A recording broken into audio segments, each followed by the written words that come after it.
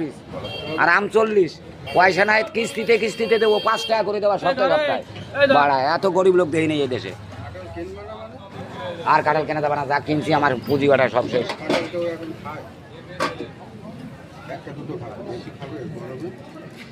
52 টাকায় 50 টাকা দাও। আম 40 টাকা। এ ফজলি টক হবে না, একটু টক হবে না।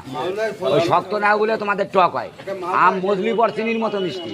এই আম নিয়ে খাবা, তা কি হবে, একটু টাইট নিতে হবে, একদিন ঘরে রাখতে হবে, 2 দিন, তারপর খাওয়া দিয়ে টক হয় কাম পায়। জানে না, খালি আন্দাজে আর খায়। অনেকে আসিয়াছিরা শক্ত ঝেড়ে নেবে, তা টক হবে না, তাই কি হবে?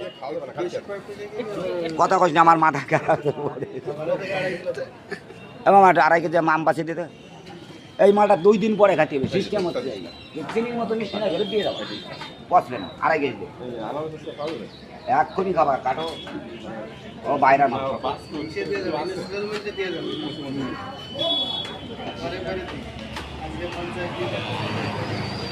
অত বড় লাগবে না, 2.5 কেজি ছোট লাগবে। কত বড় বড় আম, কত বড় বড় কাঁঠাল, আনারস। এক কাঁঠাল আছে 20 টাকা, 3 আছে।